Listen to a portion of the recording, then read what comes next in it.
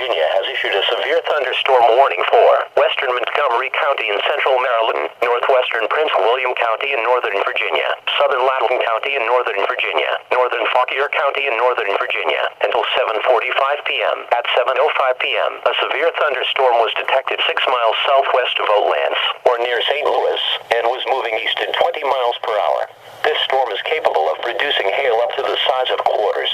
Locations impacted include Oatlands, Brambleton, Arcola, Leesburg, Broadlands, Ashburn, Lansdowne, Dulles International Airport. This is a dangerous storm. If you are in its path, move indoors to a sturdy building and stay away from windows. When it is safe to do so, report severe weather to local law enforcement or to the National Weather Service.